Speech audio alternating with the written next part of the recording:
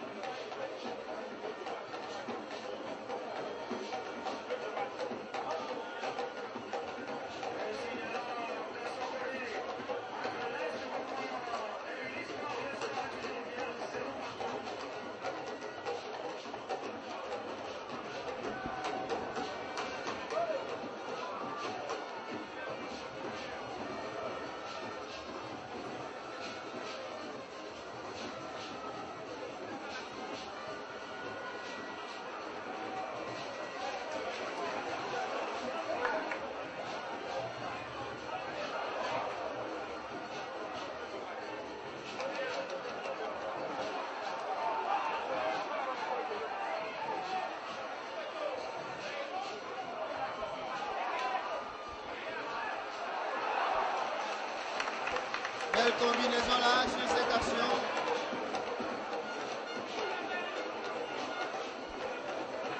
Cette action de... C'est facile de se coller. Bien combiné, la frappe derrière. Une belle construction. Ce qu'on ne retrouve pas tellement au niveau de Casa.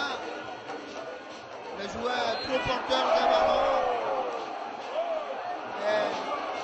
Le coup de sifflet de Cedro Kossi.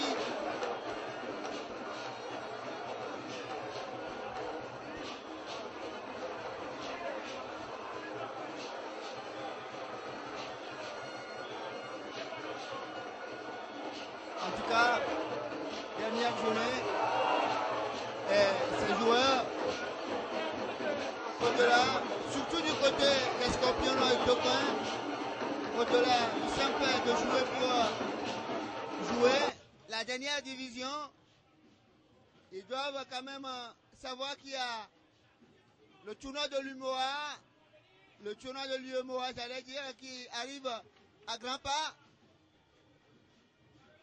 et que Adam Fazazi aura à choisir certains parmi eux, et c'est l'occasion de prouver qu'ils auront mérité leur place ou pas. Et à cette allure, ma foi, en tout cas, toujours l'équipe d'Adam Fazazi dans la tribune cet après-midi. La faute, oui, il a raison d'engueuler ses partenaires Tuku Victor, parce qu'ils se battent. Ils sont deux cet après-midi à se donner. à être au four au moulin dans cette formation de Scorpion à Tocoin. On retrouve en milieu de terrain Traoré, Smaïla et en défense Toukou Victor. Heureusement qu'il n'a pas eu de biscotte sur cette action. Ça pouvait quand même diminuer un peu ses ardeurs. Le coup franc dans le sol, ça passe à côté. Ah, il y a Conner. Conner pour Semassi. 1 but à 0. C'est le score.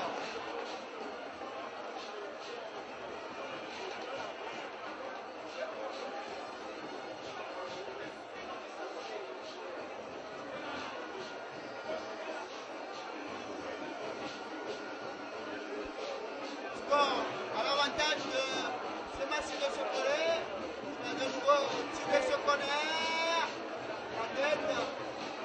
Ah, c'est une balle qui allait droit de la cage de Ouro Magna. Heureusement qu'il était vigilant, alors que tout le stade pensait que le ballon était déjà sorti. C'est un ballon qui a failli tomber dans la cage de Ouro Magna. Il était vigilant sur sa ligne, le connaît. La remise, le gars de nos paniers.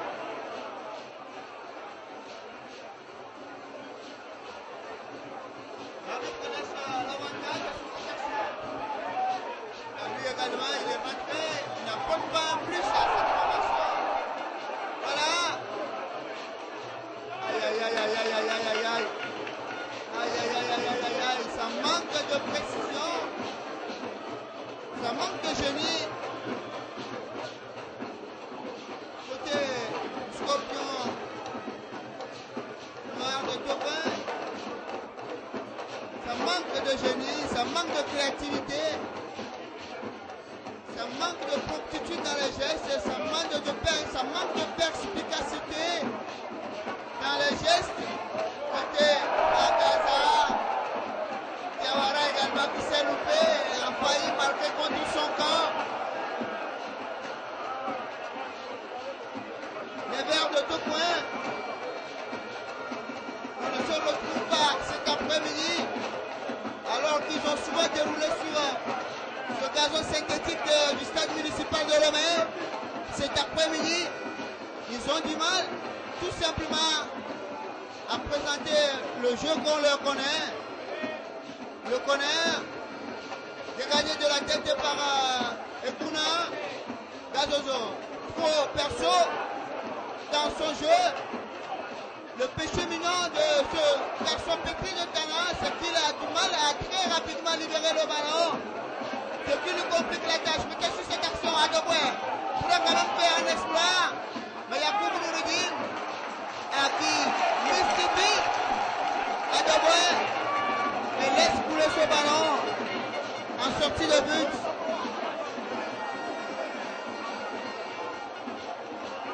En tout cas, c'est un international après tout.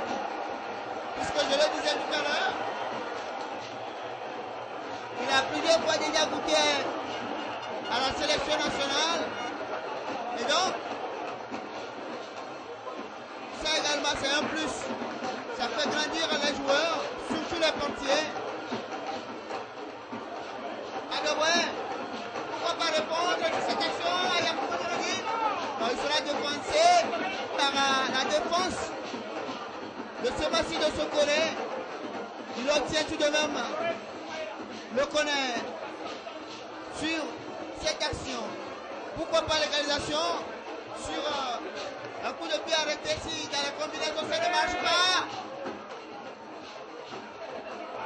Et le contre que cela ne sait pas. Et là, Toukou Victor, très intentionnel cet après-midi, il s'est couché devant son adversaire pour l'empêcher de passer. La remise de l'autre côté ne va pas passer non plus. Et on peut repartir avec Flores Mela. Devenu un du côté populaire, il va retrouver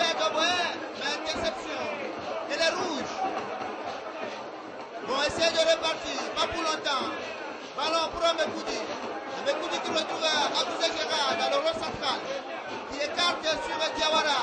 Diawara balle au pied. Il va bosser l'attaque. Et hors-jeu. Hors-jeu signalé.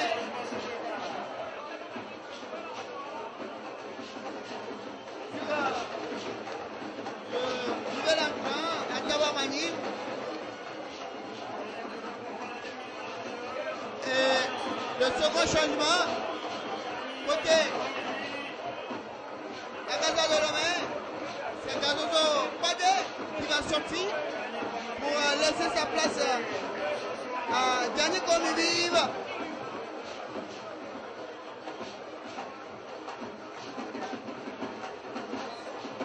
Un joueur très excellent également. S'il arrive à retrouver son beau pied, il peut faire du mal à cette défense de Sokore. Le voilà sur son tout premier ballon. Il arrive à retrouver un partenaire, Abouze Guerra. Pour Dani. Dani, il est passé, Dani, il a encore de la fraîcheur. Il est passé à un adversaire, il obtient. Ma foi, le connaît. Voilà, connaît pour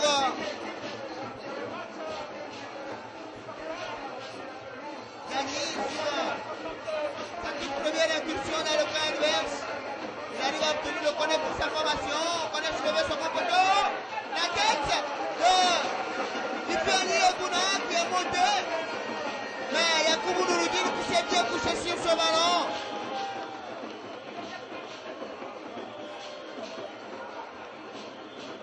Et la relance de la main. Longue balle. Ipiani qui est monté de cran. Tuku Victor. Le monsieur, il est en forme cet après-midi, Tuku Victor. En tout cas, on l'a toujours connu débordant d'énergie et il le prouve encore cet après-midi. Remise. Et Tuku Victor est là. Pour le Bangra, aïe aïe aïe aïe. Le contrôle sera manqué. La touche. Boukari Gafarou. Attention. Ça va être une sortie de balle.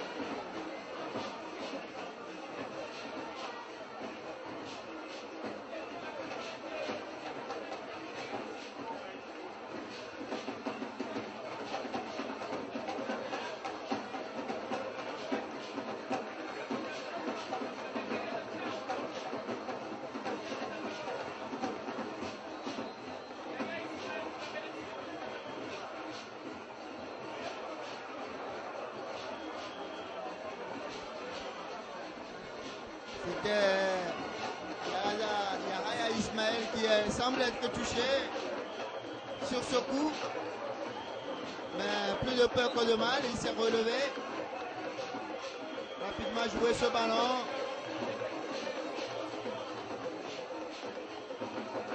Mais Bandanger encore une fois. On a voulu retrouver Adobwe, mais qui est souvent en retard sur ces ballons. Ça ne marche pas du tout côté Scorpion Noir de Tokwa cet après-midi.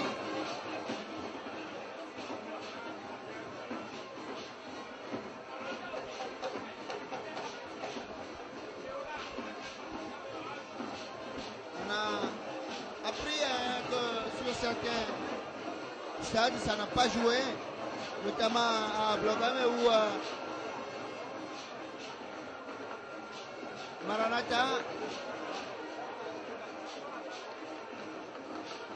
devait rendre visite à l'AS Douanes.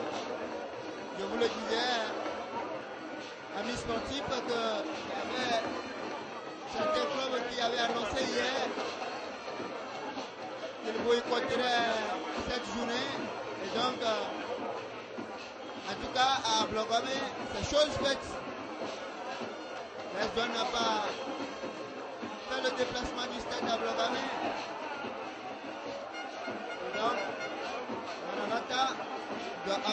23 points et ça va lui faire au total 27.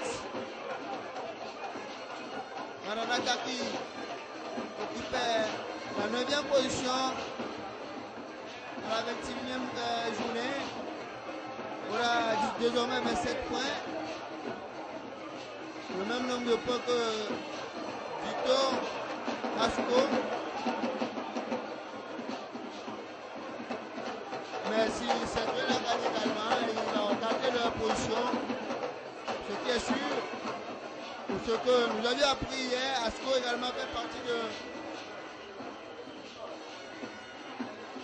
ces clubs-là, contestataires. Attention quand même au verdict final. Nous espérons tout simplement que les présidents de ces clubs-là sont conscients des conséquences qui vont suivre après ce boycott. Ça va être un nouveau feuilleton que nous allons suivre de près,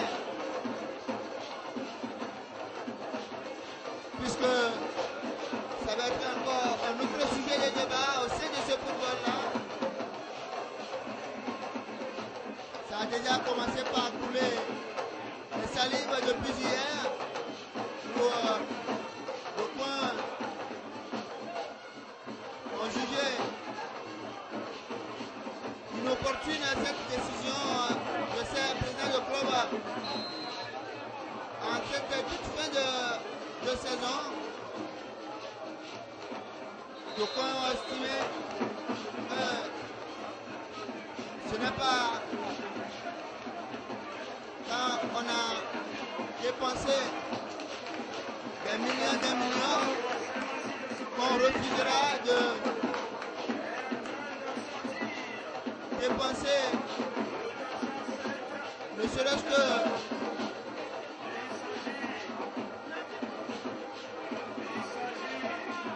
un de ces millions-là, j'allais dire, pour boucler le championnat. Quand on a déjà accepté à jouer ce championnat-là dans ce genre de conditions, dans les conditions que nous tous on connaît, ce n'est pas en toute fin de ce championnat-là qu'on va se donner la peine de ne pas jouer. En tout cas, chacun est responsable devant les décisions de sa vie. Et ces différents clubs ont choisi de ne pas disputer cette ultime journée de ce championnat. J'ose seulement croire qu'ils endosseront, ils accepteront tout ce qui va en découler comme conséquence. Mais pour l'heure, ça se passe sur les gazons synthétiques du stade municipal de Lorraine. Et c'est Semassi de Chocolat qui s'achemine vers son 10e titre de l'histoire du football togolais. Semassi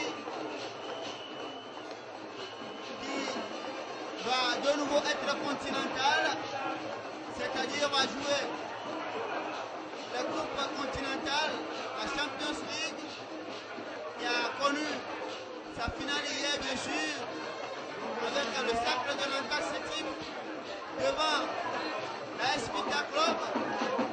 Le score, un but partout. À l'aller, c'était 2 buts partout. Et donc, but marqué à l'extérieur, profite donc aux Arméniens qui ont décroché le titre du meilleur club de championnat, le champion d'Afrique. Voilà, le changement, le troisième et dernier changement côté Agada, et Alaya, le coup de terrain qui est sorti pour laisser sa place à la latérale. Attention, il y a eu un mouvement.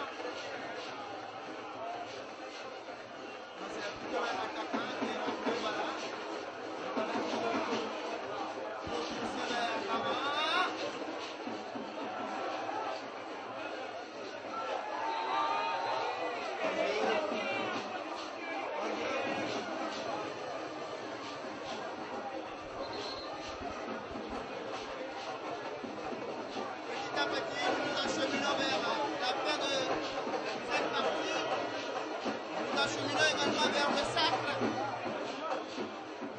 Et le carton jaune pour Yakubu Nouroudine qui, selon Cedro Kossi, est en train d'égratiner 2 minutes.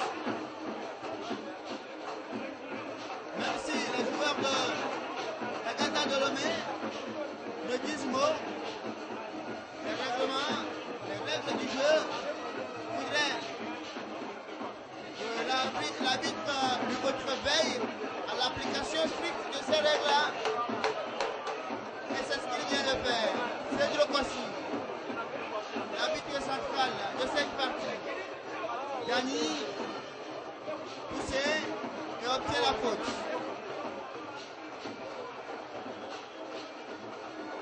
Décomposé, renverse, on change de côté. Manim, Ataba, il va s'appuyer sur Amekoudi. Donc balle. Et le nouvel entrant qui sera devancé, le juste espace, vous avez vu, Nicolas Keze Académie, comme là. La touche pour Diawara. Il n'y a rien sur cette action. Et ça va être la touche.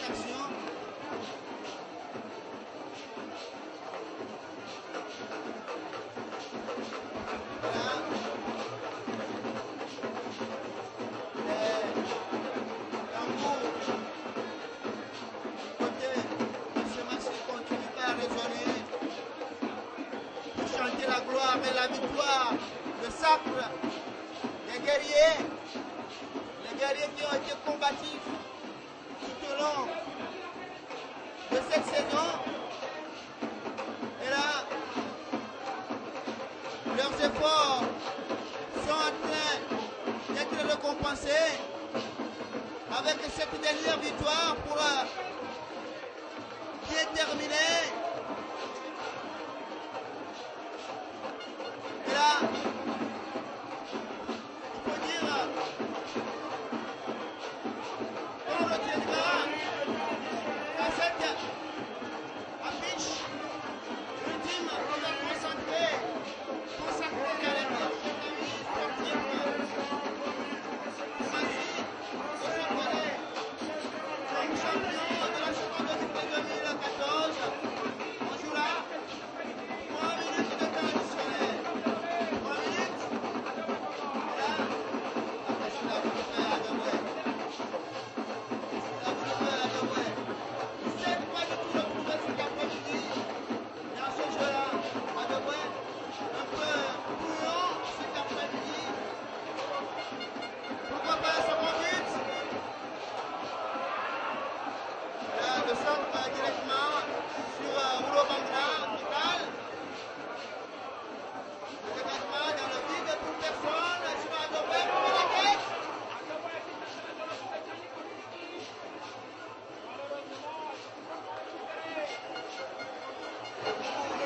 Il va gratiner quelques secondes.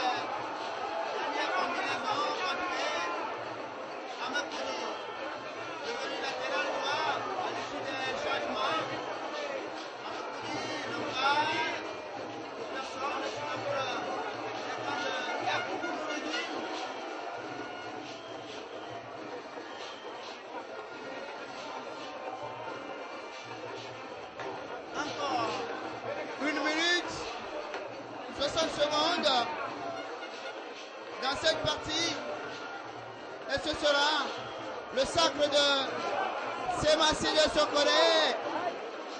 En tout cas, avec cette victoire, on dira, comme la France, en 98, du côté de Semassi, plus rien ne peut nous arriver. Ils peuvent clamer ça, les supporters de Semassi de Sokone. Et la faute